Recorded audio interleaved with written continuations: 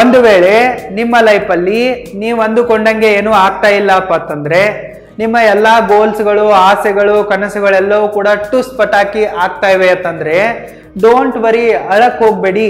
ನಾನು ನಿಮಗೆ ನಿಮ್ಮ ಎಲ್ಲ ಗೋಲ್ಸ್ಗಳನ್ನ ನೀರು ಕುಡಿದಷ್ಟು ಸಲೀಸಾಗಿ ಅಚೀವ್ ಮಾಡೋಕೆ ಒಂದು ಫಾರ್ಮುಲಾವನ್ನ ಈ ವಿಡಿಯೋದಲ್ಲಿ ಕೊಡುವನಿದ್ದೇನೆ. ಸೊ ಈಗಲೇ ಈ ವಿಡಿಯೋಗೆ ಲೈಕ್ ಮಾಡಿ ಮತ್ತೆ ಇದನ್ನ ಕೊನೆ ತನಕ ಮಿಸ್ ಮಾಡದೆ ನೋಡಿ. Let's begin. ಗೆಳೆಯರೆ, ನಂಗೆ ಗೊತ್ತು ಜನವರಿ 1, 2024 ನೀವು ನಿಮ್ಮ ಲೈಫಲ್ಲಿ ಅದನ್ನ ಮಾಡ್ತೀನಿ, ಇದನ್ನ ಮಾಡ್ತೀನಿ, ಹಂಗ್ ಮಾಡ್ತೀನಿ, ಹಿಂಗ್ ಮಾಡ್ತೀನಿ, ಇದನ್ನ ತಗೊಂತೀನಿ ಅಂತೆಲ್ಲ ದೊಡ್ಡ ದೊಡ್ಡ ಕನಸುಗಳನ್ನ ಸೆಟ್ ಮಾಡಿದ್ರಿ, ಗೋಲ್ಸ್ಗಳನ್ನ ಸೆಟ್ ಮಾಡಿದ್ರಿ, ನ್ಯೂ ಇಯರ್ ರೆಸೊಲ್ಯೂಷನ್ಸ್ಗಳನ್ನ ಬರೆದು ಗೋಡೆಗೂ ಕೂಡ ಅಂಟಿಸಿದ್ರಿ ಕೆಲವೊಬ್ರು. ಆದರೆ ಅವುಗಳಲ್ಲಿ ಏನೂ ಕೂಡ ಅಚೀವ್ ಆಗಿಲ್ಲ, ಎಲ್ಲವೂ ಕೂಡ ಟುಸ್ ಪಟಾಕಿ ಆಗಿ ಹೋಗಿದೆ. 2024 ನಿಮ್ಮ ಹತ್ರ 1 ವರ್ಷ 12 ತಿಂಗಳು 52 ವಾರ 365 ದಿನ 5,25,600 ನಿಮಿಷಗಳು ಮತ್ತೆ 31.5 ಮಿಲಿಯನ್ ಸೆಕೆಂಡ್ಗಳಿದ್ವು. ಆದ್ರೂ ಕೂಡ ನಿಮ್ಮಿಂದ ಏನನ್ನ ಕೂಡ ಅಚೀವ್ ಮಾಡಕ್ಕಾಗ್ಲಿಲ್ಲ. ಯಾಕೆ? ಸರಿ ತಾನೇ? 2024 ನಿಮ್ಮ ಲೈಫ್ ನಲ್ಲಿ ಏನೂ ಬದಲಾವಣೆ ಆಗ್ಲಿಲ್ಲ. ನೀವು ಎಲ್ಲಿದ್ರೋ ಅಲ್ಲೇ ಇದ್ದೀರಾ. ಬರೀ ಕ್ಯಾಲೆಂಡರ್ ಮಾತ್ರ ಬದಲಾಗಿದೆ, ನಿಮ್ಮ ಬದುಕು ನೀವು ಇದ್ದಲ್ಲೇ ಇದ್ದೀರಾ. ಯಾಕೆ ಹೀಗಾಯ್ತು ಅಂತ ಯಾವತ್ತಾದ್ರೂ ಯೋಚನೆ ಮಾಡಿದ್ದೀರಾ?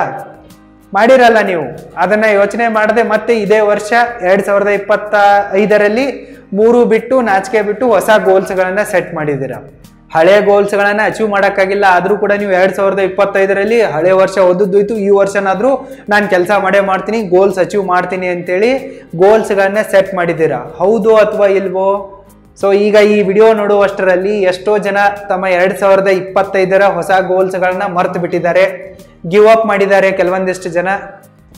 ಹೌದು ತಾನೆ? ನೀವು ಕೂಡ ಅಂಥವರಲ್ಲಿ ಇದ್ದೇ ಇರ್ತೀರ, ನನ್ಗೆ ಗೊತ್ತು. ಸೊ ಯಾಕೆ ಹೀಗಾಯ್ತು?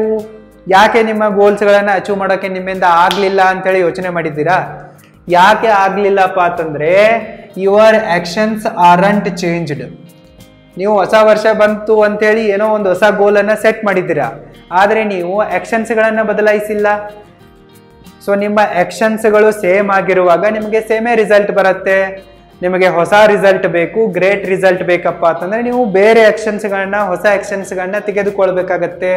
ಸೊ ಇಲ್ಲೇ ನೀವು ಮೊದಲ ಎಡವಟ್ಟನ್ನ ಮಾಡಿದ್ದೀರಾ. ಹೊಸ ವರ್ಷಕ್ಕೆ ಅದು ಬೇಕು, ಇದು ಬೇಕು, ಈ ವರ್ಷದ ಅಂತ್ಯಕ್ಕೆ ಇದನ್ನ ಅಚೀವ್ ಮಾಡ್ತೀನಿ ಅಂತೆಲ್ಲ ಅನ್ಕೊಂತ ಇದ್ದೀರಾ. ಆದ್ರೆ ನೀವು ಮಾಡಿರುವ ತಪ್ಪುಗಳನ್ನೇ ಮಾಡ್ತಾ ಹೋಗ್ತಾ ಇದ್ದೀರಾ. ನಿಮ್ಮ ಅಪ್ರೋಚು ಹಳೆ ರೀತಿಯಲ್ಲೇ ಇರುವಾಗ ನಿಮಗೆ ರಿಸಲ್ಟ್ ಕೂಡ ಹಳೇದೇ ಬರುತ್ತೆ, ಜೀರೋನೇ ಬರುತ್ತೆ. ಅದಕ್ಕಾಗಿ ನೀವು ಅಂದುಕೊಂಡಿದ್ದನ್ನೆಲ್ಲವನ್ನ ನೀವು ಸಾಧಿಸ್ಬೇಕಪ್ಪ ಅಂತಂದ್ರೆ change your approach and actions. ನೀವು ನಿಮ್ಮ ಅಪ್ರೋಚ್ ಅನ್ನ ಕೂಡ ಬದಲಾಯಿಸಬೇಕು, ಥಿಂಕಿಂಗ್ ಅನ್ನ ಕೂಡ ಬದಲಾಯಿಸಬೇಕು, ಮತ್ತೆ ಆಕ್ಷನ್ ಅನ್ನ ಕೂಡ ಬದಲಾಯಿಸಬೇಕು.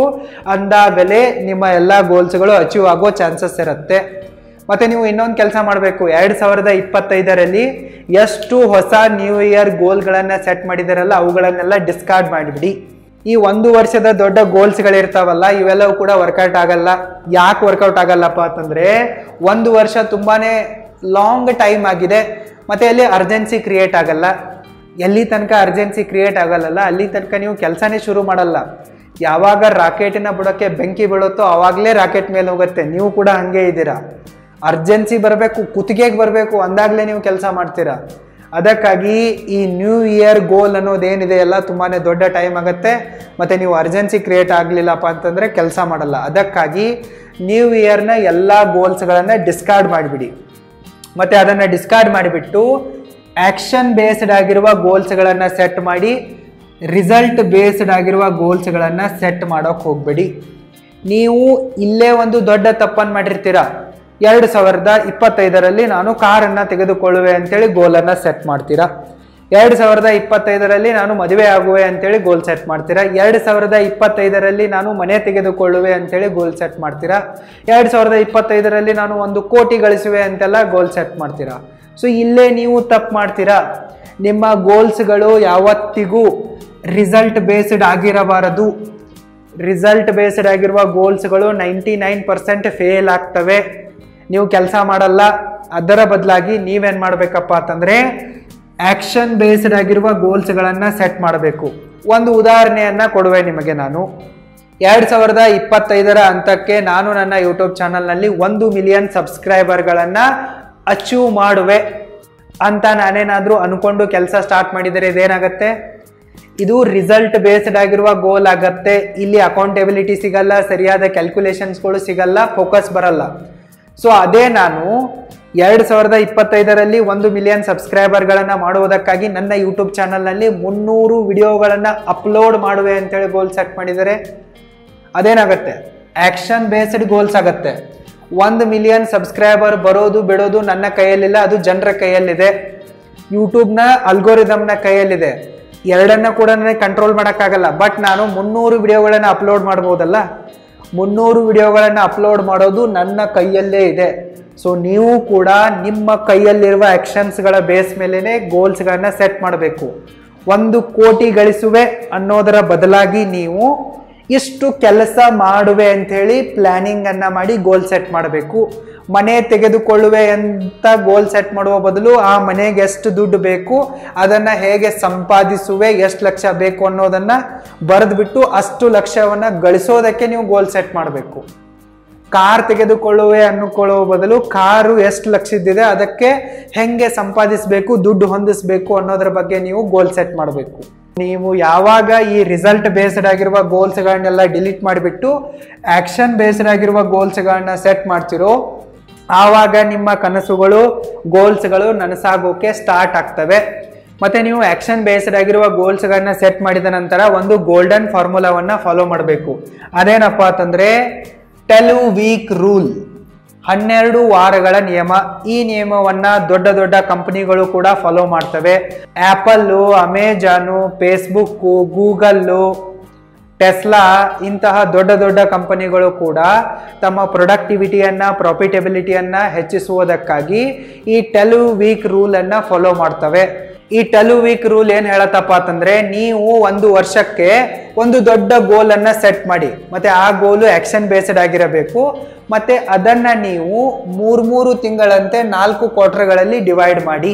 ವರ್ಷದಲ್ಲಿ 12 ತಿಂಗಳು ಇರ್ತವೆ, ಇದಂತೂ ನಿಮಗೆ ಗೊತ್ತೇ ಇದೆ. ಅದನ್ನ ನೀವೇನ್ ಮಾಡೋದಿದೆ, 4 ಕ್ವಾರ್ಟರ್ಗಳಲ್ಲಿ ಡಿವೈಡ್ ಮಾಡೋದಿದೆ. ಜನವರಿಯಿಂದ ಮಾರ್ಚ್ 1 ಕ್ವಾರ್ಟರ್ ಆಯ್ತು, ಏಪ್ರಿಲ್ದಿಂದ ಜೂನು 2ನೇ ಕ್ವಾರ್ಟರ್ ಆಯ್ತು, ಜುಲೈದಿಂದ ಸೆಪ್ಟೆಂಬರು 3ನೇ ಕ್ವಾರ್ಟರ್ ಆಯ್ತು, ಅಕ್ಟೋಬರ್ದಿಂದ ಡಿಸೆಂಬರು 4ನೇ ಕ್ವಾರ್ಟರ್ ಆಯ್ತು. ಈ ರೀತಿ ನೀವು 3 ತಿಂಗಳುಗಳಂತೆ 4 ಕ್ವಾರ್ಟರ್ಗಳನ್ನ ಸೆಟ್ ಮಾಡಬೇಕು.